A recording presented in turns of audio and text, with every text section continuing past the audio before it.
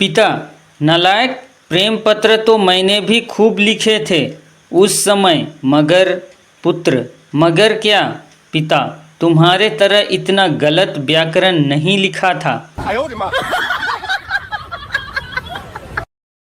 एक चोर तेजी से दौड़ता हुआ गली के मोड़ पर खड़े सिपाही से टकरा गया। सिपाही ने उसे डांटते हुए कहा, कौन हो? पहले तो चोर घबराया, फिर भागते हुए बोला, चोर। सिपाही उसे भागते हुए देख हंसकर बोला, अजीब पागल आदमी है, पुलिस से भी मजाक करता है।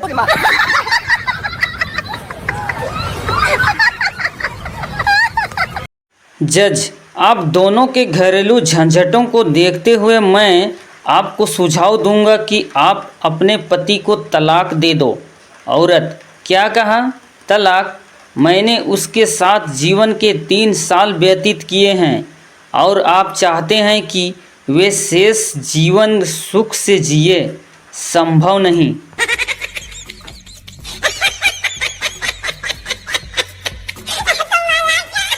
डॉक्टर ने मरीज को चेतावनी देते हुए कहा, आपको नियम से रहना पड़ेगा।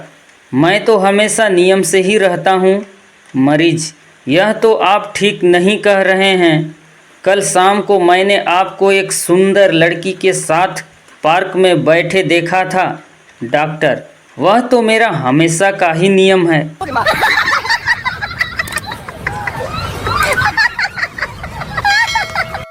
रेलगाड़ी में एक मुसाफिर ने दूसरे मुसाफिर से कहा, आप मेहरबानी करके मुझे अपनी चश्मा थोड़ी देर के लिए दे दीजिएगा। उसने चश्मा उतार के दे दिया। चश्मा लेकर मुसाफिर फिर से कहने लगा, आप चश्मा बगैर नहीं पढ़ सकते, इसलिए आप अपना अखबार भी मेरी तरफ कर दीजिए। पूछताछ की खिड़की पर बैठी एक खूबसूरत नवयुवती के पास एक नौजवान जाकर खड़ा हो गया। नवयुवती ने मधुर मुस्कान के साथ पूछा, प्लीज क्या पूछना चाहते हैं? नवयुवक ने कहा, आपके घर का पता।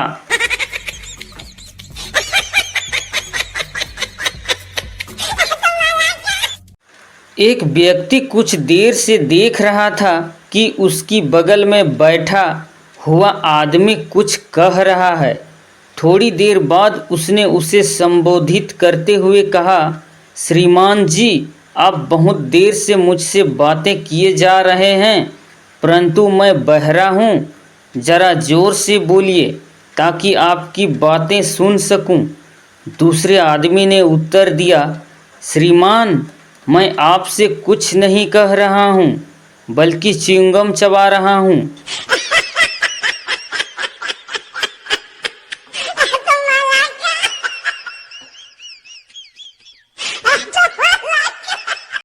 दो युवतियाँ बैठी आपस में बतिया रही थी। अचानक ही उसमें से एक की नज़र दूसरे के हाथ पर पड़ी। वह बोल उठी, अरे, तुमने शादी की अंगूठी गलत अंगुली में पहन रखी है। दूसरी युवती बोली, हाँ मालूम है, मैंने शादी भी तो गलत आदमी से कर ली। डॉक्टर एक बूढ़े मरीज से, किस समय आपको सर्दी लगी? क्या आप अपने दांत किटकिटा रहे थे? बूढ़े मरीज, यह कहना तो मुश्किल है। डॉक्टर, क्यों? बूढ़े मरीज, उस रात दांत गुसल खाने में रखे थे तो।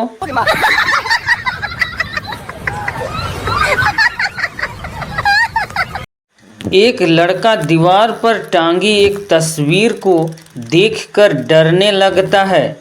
पिता, बेटा, तुम्हें कितनी बार समझाया है कि वह सचमुच का शेर नहीं, तस्वीर है, फिर क्यों घबराते हो?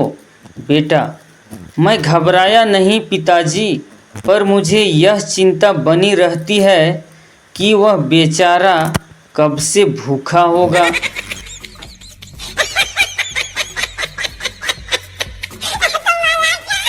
मीनू, कल दादाजी को वैद्य ने कहा था कि चिंता से दिमाग को धक्का पहुंचता है। इसलिए आप चिंता छोड़ दीजिए मीनू। तभी तो मैंने पढ़ाई की चिंता छोड़ दी।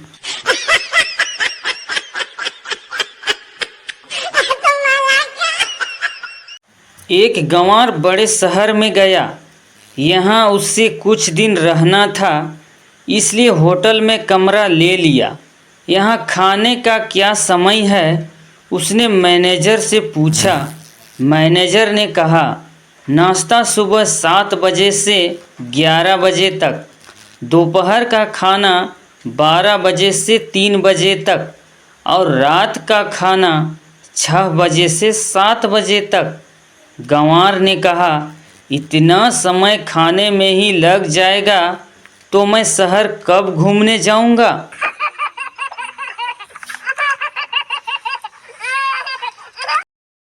चांदनी रात में एक सुनसान सड़क पर मज़े से टहलते हुए एक सज्जन का रास्ता रोककर एक आदमी खड़ा हो गया और कहने लगा, साहब मैं एक गरीब आदमी हूँ और आप मेरी कुछ न कुछ सहायता अवश्य कीजिएगा।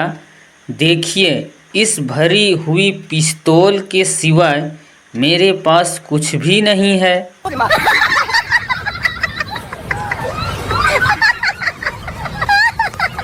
तुमने जो मधुमक्खियाँ पाली है उससे आपको कुछ लाभ हुआ? मधुमक्खी वाले, हाँ, मेरे यहाँ मेहमानों का आना बंद हो गया है।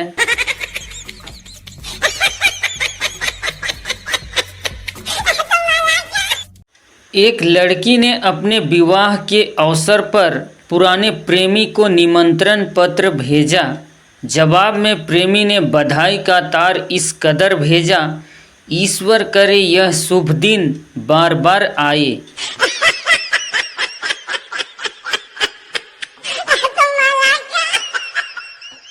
डॉक्टर, यहाँ आने के बाद मेरा धंधा बिल्कुल ठप हो गया है। दोस्त, इसका कारण है आपके क्लिनिक की सीढ़ी पर लगी हुई पट्टियाँ। डॉक्टर, मतलब? दोस्त, उस पर लिखा है ऊपर जाने का रास्ता।